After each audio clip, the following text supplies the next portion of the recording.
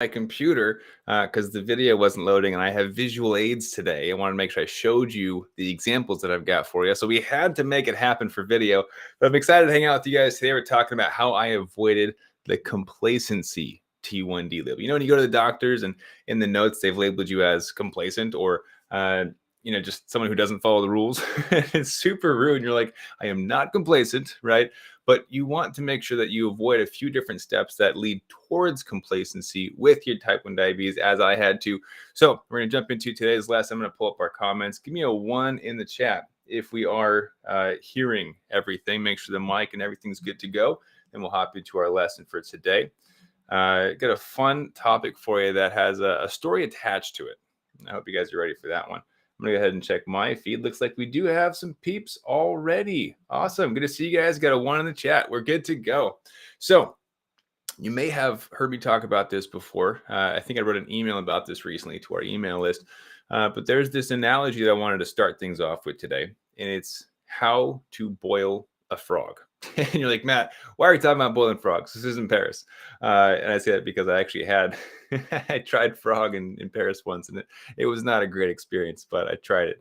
But the idea behind this whole analogy, and you may have already heard me or heard this before, but to boil a frog, you don't just toss a frog into a boiling pan, right? Because it'll hop right out. It's crazy hot. It doesn't want to sit there and deal with it. So the best way, if you are going to boil a frog for whatever reason, I don't know who did this initially, but bear with me, it's an analogy. The best way to do it is not to boil the water first and toss the frog in second. Instead, it's to toss the frog in first into lukewarm water and slowly turn up the heat to bring the water to a boil. Does anybody know why that is? Toss it in the comments. I want to hear what you guys have to say about this one. Why would you not toss a frog into a boiling pan of water first? It seems like that's the fastest way to do it, right? You just toss it in and you're good to go. Why would you slowly turn the heat up? Someone asked, have you ever had mice? Malawi story for later. I have not had mice. I actually saw a mouse today, though, in the backyard. It was like, whoa.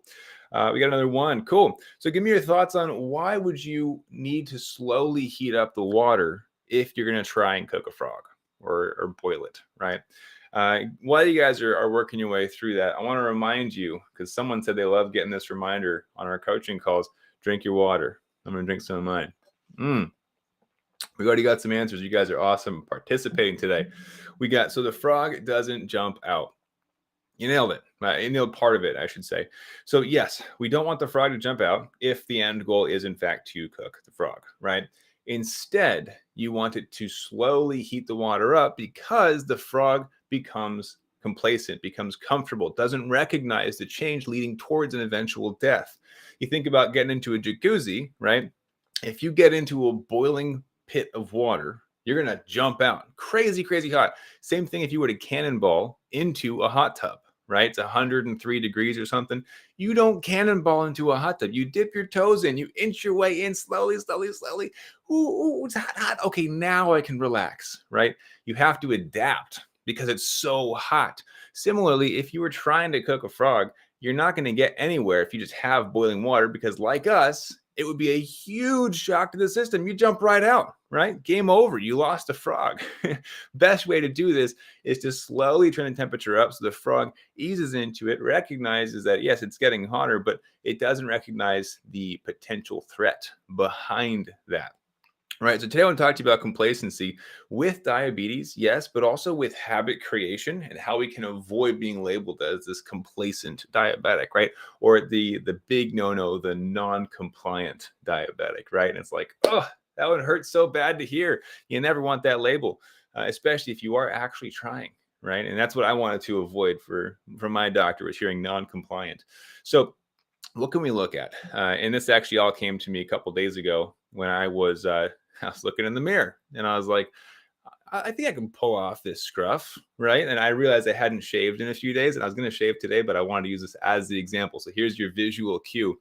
I looked in the mirror and I was like, yeah, I could pull it off, right? Like, okay, it's on my neck. Like, I should probably shave that, but nah, I pull it off. At the haircut, I haven't had a haircut in a while, right?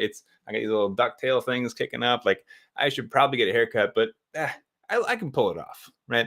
And then I realized I'm telling myself I can pull it off. I'm making excuses for myself as to why I shouldn't put effort in to become my best self, right? And so the reality is, yes, I can pull it off. Whatever, you're fine, right? But am I at my best? And that was a big question that really resonated with me in terms of my diabetes as well. Yes, I can stay in range, but am I bouncing up and down all day long, right? Yes, I have a low A1C, but am I going low 3 times a day to maintain that low A1C? And am I required to do this for my doctor, or am I willing to put the work in for myself? Like, what's the motivation behind it? There's a lot of different ways we can approach this, right? But within our diabetes management, looking at how can we become our best self, right? How can we avoid complacency, avoid becoming labeled as that non-compliant diabetic from our doctor, but find the willingness to put the work in, and then of course have guided efforts, not just to blindly try new things, but to do it focused. So looking at, okay, yes, I need to shave. Yes, I need a haircut. I recognize that. And I wanted to use it as an example today because for me, I was making excuses. A lot of times we're making excuses with our diabetes as well. Oh, I didn't get the time in range because we went out for dinner and I had to guess the carb count. It's like, well, yeah, but you could have probably looked up the carb count online or asked the chef, or if you really want to get into the nitty gritty, could have brought a measuring cup, right? I've actually had someone I've talked to who would bring a food scale to the restaurant for their child with diabetes. And I thought, you know what? That's awesome. Most people aren't willing to do that. And that's why they maintained high percentages of time in range. Now, am I saying you have to bring a food scale everywhere you go? No. Will it help? Yeah. It's going to keep you on top of your game. However, as we look at these examples, the frog, right? The slow buildup to eventual death, or for me, the slow buildup of my facial hair and my hair growing out, I was like, it looks okay. I'll wait another couple days. In the next couple days, it looks okay. I'll go another couple of days. Before you know it, I look scruffy. I'm not professional. Down the road, I've got dreads. Who knows how far it goes down that rabbit hole, right? I need to stop it and decide to make a change. That's the big goal. So I want to give you guys a framework for how to identify, but also how to move forward with your diabetes in this realm. Is that okay with you guys? I want to hop in. I love frameworks. I don't know if you guys have noticed this yet, but I love operating by step 1, step 2, step 3. Bonus points if there's an analogy behind it or an acronym. I love that. But what I want to walk you through in this framework is within your diabetes, there's this different phases to identifying, but also making progress. Identifying the problem areas, making progress. So first step that we want to look at is the awareness, right? I look in the mirror and I was like, I look fine, right? Like, good enough. I need to make sure I can identify that with my blood sugars. Am I looking at my blood sugars and going, good enough, I'm fine. I didn't go into DKA, I'm not in the hospital. Am I truly holding myself to a higher standard, or am I just floating on by? Now, big question you want to ask yourself here to identify this, and it's going to hurt. It's going to hurt some people. It's some egos, right? It certainly did for me, but I want you to ask yourself, am I operating at my best right now? And you have to be honest with yourself. It's the only way this works. Am I operating at my best? That's it. Asking yourself, truly, vulnerably, be honest with yourself.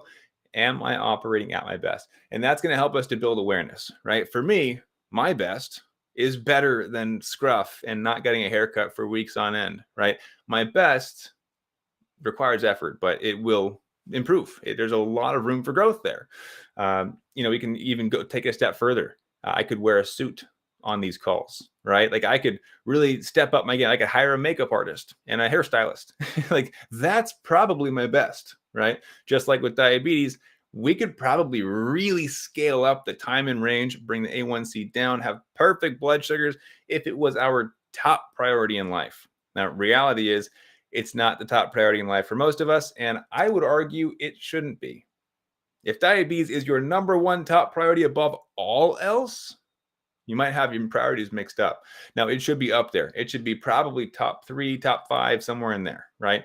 But all that aside, asking yourself, am I performing? Am I operating at my best right now? That's the first question to build awareness. So step number one, to be aware of the current reality, right? Now, step number two, we're going to look at is deciding. You have to decide that it's worth the effort that will be put in if you're not operating at your best. That's a difficult decision to make, right? In my example from earlier this week, deciding to make the change is as simple as booking a haircut and shaving my face, right? It's not a lot of friction, and yet I still didn't do it. I think there's something to be said about that, right? A lot of us know, yes, I should be counting my carbs. Real simple. Look at the nutritional label on the back of the food packaging and measure it out. Simple. But most of us have friction there. Most of us know we should be pre-bolusing.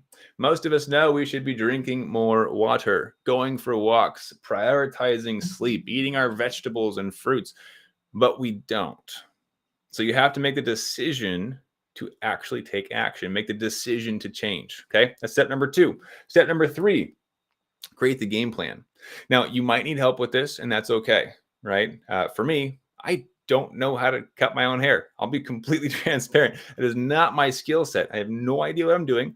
I was tempted to attempt it during lockdowns and all that, but I never quite got around to it. I was scared that I was going to butcher it. So I asked for help. I go hire somebody else to do my haircuts for me because I know it would not go well, and I'm not willing to put the effort into learning to do it myself. So I go pay somebody else who's an expert to do that for me or with me, right? So third step, create the game plan. You're aware of the problem. You've decided you need to fix the problem. It's time to change. Now you have to create the game plan. The reason we want to do that is we have to make sure we're putting effort in, yes, but it needs to be focused effort. You don't want to be spinning your tires in the mud, not getting anywhere, even though you're trying a lot harder, right? Last thing I want for you to do is put all this effort into your diabetes, days, weeks, months on end, and not get anywhere, because where does that lead most of us? Burnout, frustration, depression in some cases, right? I don't want that for you. So instead, we got to create the game plan before we start putting the efforts in. And sometimes it does look like asking for help to create the game plan. Somebody else who knows what they're doing can tell you, oh, no, you don't need to focus on that. Focus on this first. That's going to have a better impact up front, right? Somebody who knows how to create those for you or with you in that case. So step one, become aware. You ask yourself, am I operating at my best right now? Step number two, you have to decide to make the change. Decide if it's worth the efforts or not. Diabetes might not be a priority for you, which means you're probably not going to put the efforts in. You're not going to make changes. So why even think about it, right? I mean, I'm going to be really straightforward with you guys.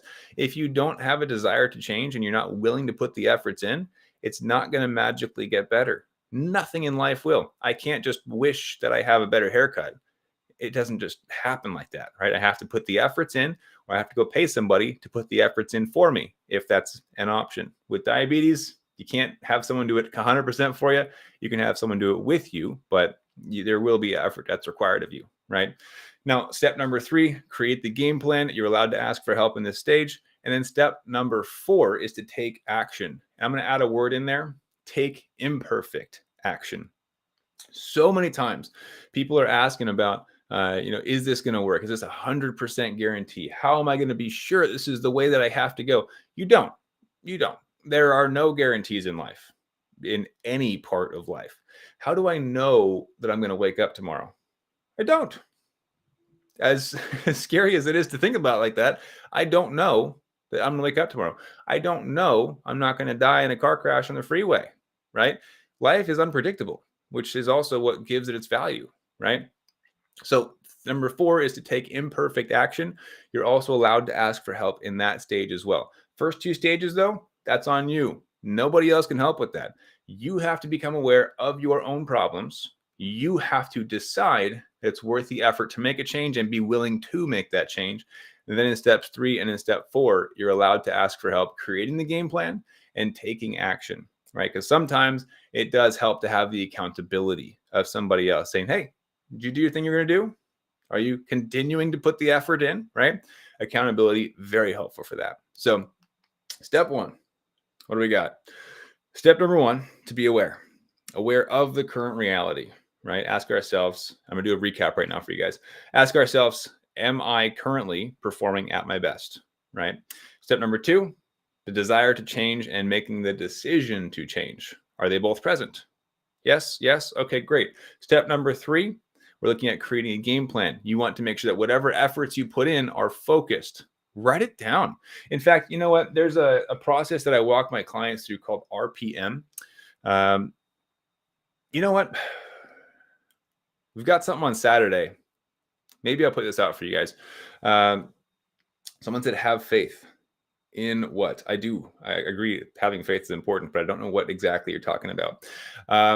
So RPM, it's this thing that I teach my clients on how to find that focused game plan, how to create the right game plan so that you are certain in your next steps. We've got a training on Saturday. Maybe I'll throw it in there if we have time. Actually, give me a quick response in the chat. Toss the word webinar if you've registered for the training this Saturday. Now, I want to see if it's nobody's part of that, then I'll talk about it for a second. If y'all have already done it, then we don't have to spend time on it. But 3, create a game plan. You're allowed to ask for help. Step 4 is to take imperfect action. And then bonus points if you have accountability, you're allowed to ask for help for that as well, right? I'm not seeing any webinar comments in the chat. So real quick then. Oh, we got one. Okay, so somebody is registered for it. That's good. You've actually got a ton of people that are registered for it, which is really exciting. Put it out to, oh, there's another one. Cool. All right, you guys are just a little bit slow. Maybe there's a lag on the internet. No worries. Oh, and a third one. Awesome. There's a lag, it looks like. Either way, I'll tell you guys a quick bit about it. This Saturday, we were going to do a training on decision making and ultimately how I manage my diabetes day to day. You know, like how do I make my decisions? How do I know when to dose extra insulin, when to dose less insulin, when to adjust certain things in my strategies? And in that decision-making process, I was going to put this masterclass together for our Renegade Warriors newsletter subscribers. And then ultimately was convinced that I should put it out to the open public and let everybody jump into it. So what we decided to do is everyone can show up live, listen to the training, ask questions, be part of that. I think we've got, last time I checked, there's 194 people registered, and it does cap out. So if you haven't registered yet, highly recommend that you do before it maxes out, because the software just doesn't let us take any more people once we cross that line. But this training, the live version, we've decided to open it up for everyone. But to keep it fair, we are only giving the replays and the resources out to those who are already subscribed to the Renegade Warriors newsletter, because they're my people. They get the best of the best.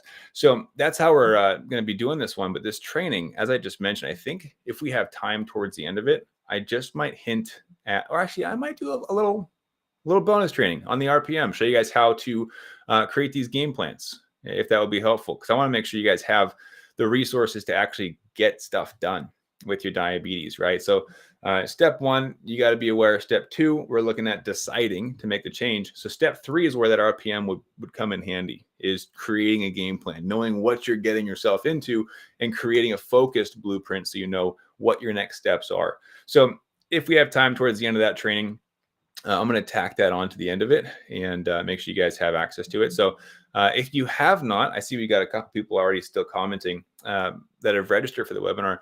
If you haven't registered for it yet, it's 100% free. It's my give to the type 1 community, showing you guys how I operate, how I create these game plans, how I take action, and what those decision processes look like.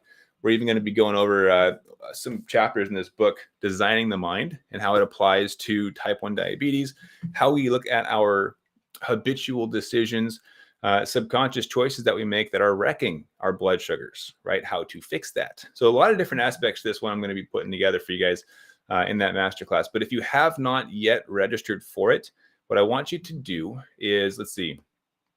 Well, let's just make it easy. Comment the word training. If you haven't registered for that yet, I'll get you guys the link, and we'll make sure you get access to it live on Saturday. So it's this Saturday. It's happening live. There's no replays unless you have a subscription to the Renegade Warriors newsletter. That's how we're keeping it fair to everybody. But ultimately, I think that's going to be a fun place for me to teach about RPM as well, and show you guys how to create your own game plans so that you know what you're working towards, but also how to get there, right? and we'll open it up for Q&A at the end as well. So hopefully this one was helpful for you guys. Little framework for you for avoiding complacency, avoiding that non-compliant label that so many of us hate. How I avoided that ultimately was becoming aware of the errors that I was making, that they weren't my best. I knew the answers. Count my carbs, pre-bolus, get more sleep. I knew what I was supposed to do. The fact is I just wasn't putting the effort in. And then once I started putting the effort in, it wasn't focused. And this happened over years where I was just spinning my tires in the mud, putting all this effort in, counting my carbs, not realizing that the thing I needed to be counting, in my case, was the proteins, the fats, right? And I'll dive more into that on Saturday. But if you haven't yet registered for it, go ahead, just type the word training. I'll get you the free link. You can register for it and join us there. And the other 200 some people that are probably going to be there. So I hope you have a great rest of your Thursday. Try and map out those plans for yourself. Look at your life and just ask yourself, am I operating at my best right now? Like, just start there. Just start there. And this could be in relation to your diet. This could be your weight. This could be your blood sugars. This could be your relationships. It applies to everything. Am I operating at my best? Am I giving it my best? Right? Is this my best self? And then from there, you can decide if you want to push for a better version of yourself, put the efforts in. Is it worth it? If yes, then you move on to creating the game plan. Once you have the plan in place, that's where you can begin taking imperfect action. This 4-step framework literally is how you create momentum in your life and build towards success. This is the journey from complacency all the way over to success. Like, this is how it's done. And so I hope these trainings are helpful for you guys to see how I think, what I've learned from my journey. This is a decade of diabetes consolidated into this training where it took me forever to realize the mistakes that I was making, but that's how you do it. You got to ask yourself the right questions to determine your path of action, your course of action. All right. So thanks so much for hanging out, guys. I got to hop off onto my next client call, and I'll see you guys next week, every Thursday, 4 p.m. Pacific, 7 p.m. Eastern. Have an awesome day. Be sure to use this. Don't just watch and say, oh, it's cool. Use it. Use it to improve your life. Ask yourself those questions and see what you can come up with. All right. Thanks for hanging out, guys. I'll catch you all next week. Have an amazing time. I'll see a lot of you on Saturday. Remember, you can register for that. Just type training. I'll see you guys there. Have a good one. Will you tell us how to get on with the training? Yeah. Just type the word training and I'll send you a message with the link where you can register for free. That's all you got to do. It's 100% free. There's no catch. It's literally just a Zoom link. So looking forward to seeing you guys over there. Have a great one, guys. I'll catch you next time.